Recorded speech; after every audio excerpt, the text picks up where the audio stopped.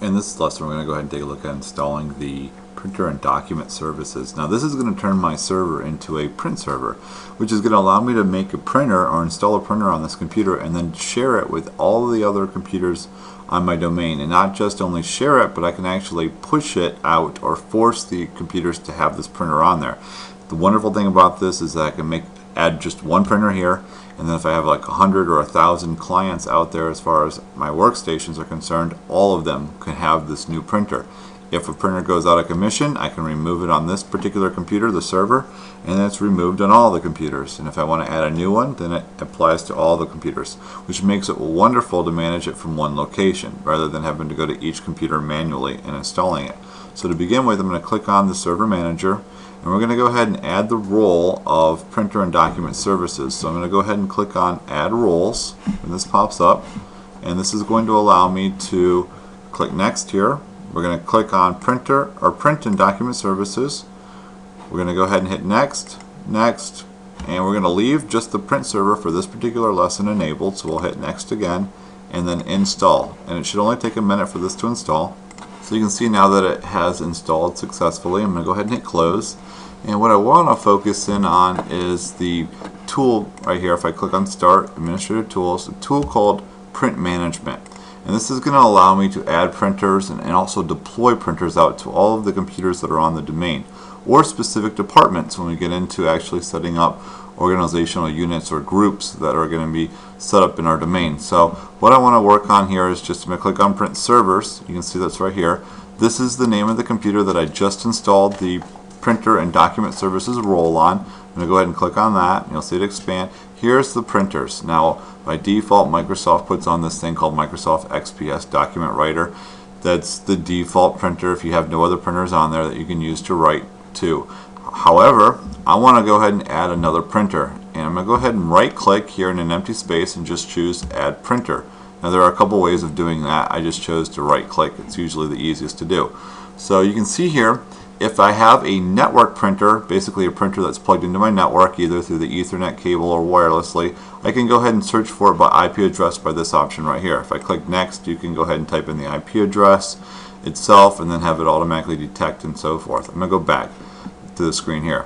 Since I do not have that set up on this particular network, what I'm going to do is just install a fake computer basically, or just set up a parallel port computer itself, a local one that's not on the network, and it's really not going to do any checking for it. So what I want to do is just kind of use that for this example. So I'm going to choose a LPT or a parallel port printer and click on this and hit next. Now you can see here I've got a couple different options. I'm going to go ahead and install a new driver. I'm going to leave that. Now the list is going to pop up here of a list of all the printers that are available for me. So I'm just going to look for a printer. I like the HP, let's see, LaserJet 4100s, and that'll give us something here to work with. Let's see, LaserJet 4100, there it is, series PCL6. We're going to go ahead and use this one for this lesson. I'm going to hit next. You can see, of course, the name of the printer shows up here. You can name it whatever you want. I can call it something more descriptive, like maybe the front office printer, or a name of somebody's office that's in there to make it a little bit more descriptive, or you can just leave the default names. I'll just call it front office here. And you can, of course, type in a location, a comment. They're not necessary to have. The printer name and the share name, though, you do want to have that on there.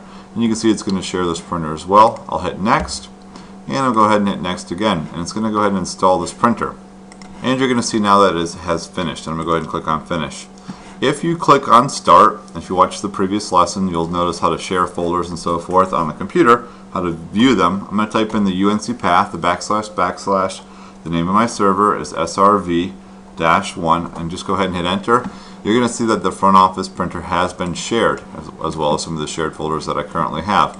Now, that's one way of accessing it from a client computer. However, you'd still have to manually go to every client computer out there and actually go to it and double click on this to install it. That's not the most ideal way of doing it. Really, the most ideal way of doing it is to deploy the printer itself. If you click on deployed printers, I currently have no deployed printers. I'm going to go ahead and go back to the printers. There it is. And actually, I'm just going to right click on it, the printer that I want to deploy, and choose Deploy with Group Policy. Group policy is going to be in some future lessons. It's going to be basically manipulating the settings that are available on computers and basically making changes to computers based on either the whole entire domain or organizational units that we will set up here as well in the future ones. You don't have to worry about that right now. Just go ahead and click on deploy with group policy, and you can see this is the printer, the front office printer, and I've got some options. Now, the group policy object, if you're not familiar with it, there is a group policy object called default domain policy, and I'm going to go ahead and choose browse. There it is, the default domain policy. This applies to every computer that is a member of the domain, and this is kind of like the catch-all for everybody. So I'm going to go ahead and select that and hit OK, and I've got the option now here between user and machine itself. We can actually apply this to every user on our network, and or we could also apply it to the machines. And I'm going to go ahead and actually apply it to both and hit add. This will apply it so no matter if whoever the user is that logs in or if anybody else logs on the computer on that particular machine that's on our domain, it'll be set up for both of those. So that's kind of like a safe way of doing it, having them both on there for this particular application. I'm going to go ahead and hit apply. And you'll see that it said it was the deployment or removal operation had succeeded. So I'm going to go ahead and hit OK. And I'm going to go ahead and hit OK. And what you're going to notice is nothing different changes here. However, if I click on deployed printers, you can see there it is. The front office printer has been deployed. This is the name of the server that it's located on, and it's being applied both to the users and the computers that are on the domain itself. So now we actually need to test this. And so let's go ahead and test this by switching over to a client, a Windows 7 computer that's on my domain. Now that I've got my client logged on here, there are a couple ways of doing this. Now, if you had the client already logged in, you may not have the settings take effect right away. And that's because sometimes the group policy may take a while. Sometimes a restart or log off and log back in will do that. There's a command I can type in just to make sure it's done, and it's just gp update. That's the group policy update. If I hit enter, it's going to go through and check to see if there's been any group policy settings from our server that need to apply to this particular client machine. And it'll only take a moment here. After the group policy takes effect, you're going to see it just automatically disappear. And so now what I've got is, if I go to Start, Devices and Printers, you should be able to see that actual printer show up. And there it is, the printer showed up. Here are some possible problems. If I have a 64-bit server and the client is a 32-bit operating system, you may not see it show up just because it only shows up if everything works. And so the drivers have to be the same. 32-bit drivers and 64-bit drivers differ. So that needs to be something that's the same. So keep that in mind as well. Now, if I want to, I can actually go to the shared folder and the shared printers of the actual server itself and see that. If I click on / srv-1, which is the name of my server, and I hit enter, you're going to see these are the items that were shared on my server. The printer was one of those things that were shared. If you want to manually set it up, let's say this was a 32-bit operating system and it did not automatically show up through the group policy, then what I'm going to do is I'm going to have to double click on the actual printer itself, and then it will use the drivers on the local machine rather than the 64-bit, so the group policy itself would not work. The only thing I can do to make that work is I'm going to have to modify the drivers on the actual server to be both 32-bit and 64-bit in order for something like that to work. So let's go ahead and go back to the server itself.